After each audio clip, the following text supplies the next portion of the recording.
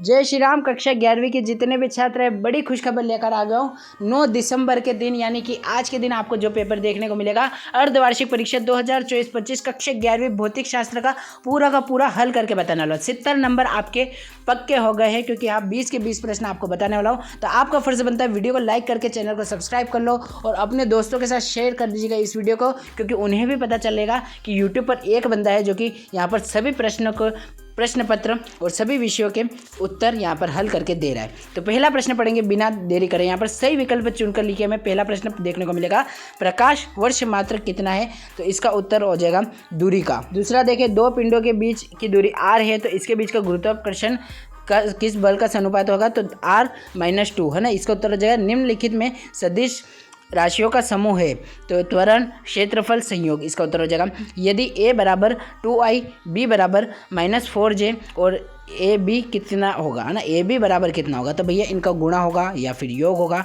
तो भैया इनका गुणा हो जाएगा 0, बिल्कुल शून्य हो जाएगा। और संख्या 0.0100 में सार्थक अंक की संख्या कितनी है? बिल्कुल कन्फ्यूज मत होइए। या 1 के बाद जितने नंबर दिख रहे हैं यानी कि 3 दिख रहे हैं, तो भैया आप यहाँ पर 3 लिख लीजिए, यह इसका उत्तर हो जाएगा।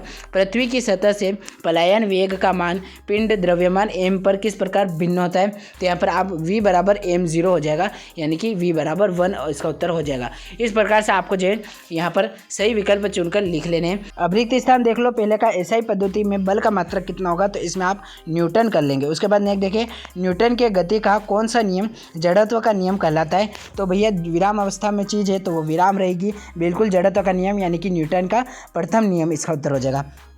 नेक्स्ट देखो यहाँ पर कि तुल्यकाली उपग्रह का परिक्रमण काल कितना होता है? तो तुल्यकाली यानी कि आपने पृथ्वी का ही लिख दो भैया, 24 घंटा, इसका उत्तर हो जाएगा।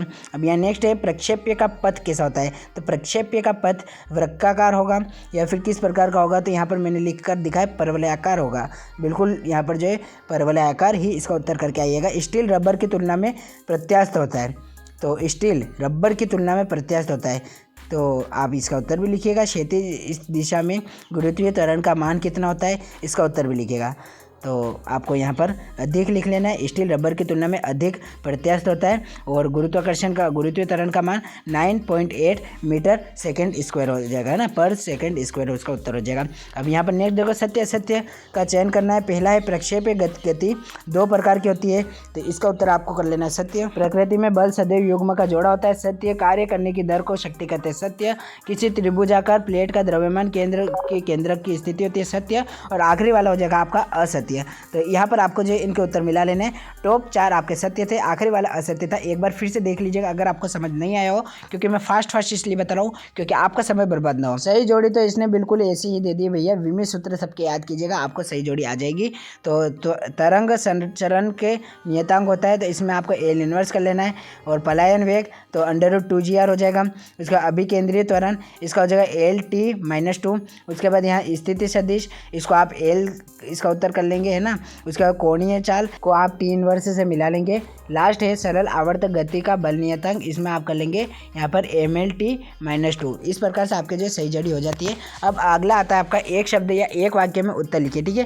तो आपके 30 अंक इसको देखते पूरे हो जाएंगे। उससे पहले मैं आपको बताना चाहता हूँ कि कक्षा 9वीं से लगाकर कक्षा 12वीं तक के सभी छात्रों की यहाँ पर अर्धवार्षिक परीक्षा 2024-25 चल रही है, जिसमें अगर आप 75 आउट ऑफ 75 लाना चाहते हैं तो 9 दिसंबर से 18 दिसंबर तक हम आपके लिए जो है इस चैनल पर लगातार प्रत्येक विषय के मॉडल पेपर, सैंपल पेपर डालने वाले हैं। तो आपको जो है सिंपली हमारे जो है चैनल पांचाल स्टडीज ऑफिशियल को यहाँ पर सब्सक्राइब कर लेना है और टेलीग्राम चैनल ज्वाइन कर लेना, क्योंकि वहीं पर आपको PDF मिलने वाली है प्रश्न पत्रों की, इनके उत्तरों की और मोस्ट IMP क्वेश्चन आंसर सभी छात्रों के लिए ना, चाहे आप 11वीं 12वीं में हो या साइंस आर्ट्स के हो, तो वो आप ज्वाइन जरूर कर लीजिएगा। अब यहाँ पर टॉपिक पर आते हैं, एक शब्द या एक वाक्य में उत्तर दीजिए। पहला है पानी पर तैरते हुए m द्रव्यमान के एक कॉर्क का नेट बल बताइए। तो इसका नेट बल बिल्कुल 0 होने वाला है, यानी कि 0/0 होने वाला है। उसके बाद एक ही दिशा में एक एकांक सदिश लिखे, तो इसे आप इस प्रकार से लिख सकते हैं। उसके बाद तीसरा प्रश्न यहाँ पर क्या पूछा है?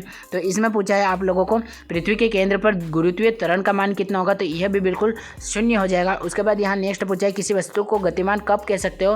तो यह इसकी शर्त है जब इसकी स्थिति निश्चित बिंदु के सापेक्ष बदलती है। और लास्ट वाला है द्विविमीय गति के 3 उदाहरण दीजिए। तो साइकिल चलाना मैदान में और गिलिड गेंद की गति। इस प्रकार से आपको जो है कर लेना है इनके उत्तर, ठीक है। तो यह 3 अंतर, और इस प्रकार से आपको स्क्रीनशॉट लेने की कोई ज़रूरत नहीं, PDF आपके लिए टेलीग्राम चैनल पर उपलब्ध करा दी जाएगी। अब 2 अंक के प्रश्न में पहला है SI पद्धति की मूल राशियाँ बताइए कुछ।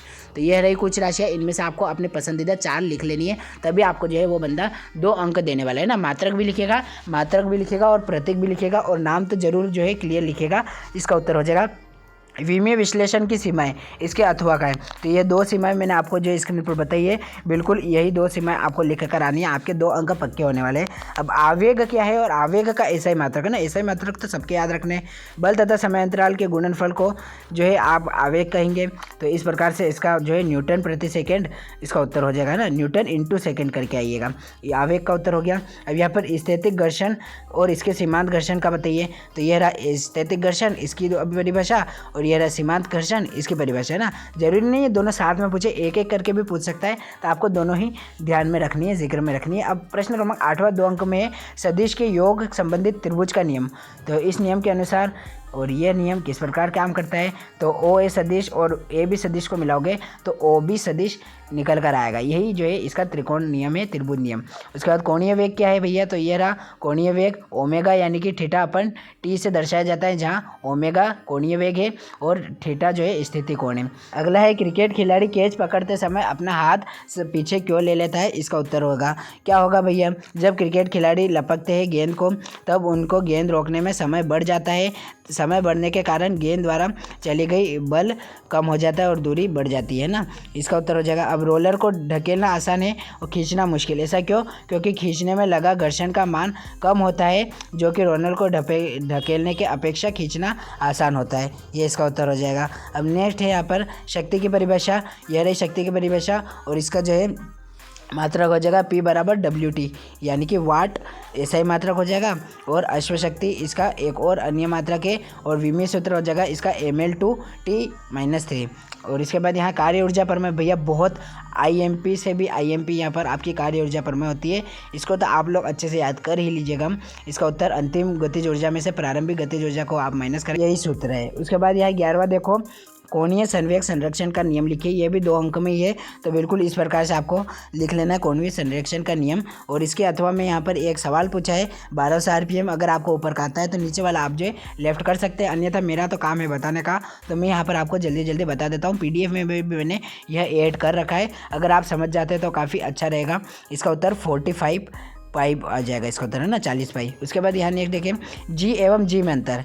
तो भैया G और G क्या है, एक गुरुत्वाकर्षण है और एक गुरुत्वाकर्षण नियतांक है और एक है त्वरण। तो यह इनमें अंतर हो गए है ना, तो काफ़ी बड़े बड़े अंतर है, तो आप अपने हिसाब से याद कीजिएगा। जड़त्वीय द्रव्यमान और गुरुत्वीय द्रव्यमान में अंतर, तो यह तो बिल्कुल आपको जो है अच्छे से याद कर ही लेना है, यह आ सकता है बिल्कुल 12वें का अथवा है। अब 3 अंक के प्रश्न हो जाते हैं, जल्दी जल्दी प्रश्न पढ़ता हूँ और इनके उत्तर कहाँ से मिलेंगे, तो भैया वहीं से मिलेंगे ना। बल युग्म किसे कहते हैं, ये 14 का।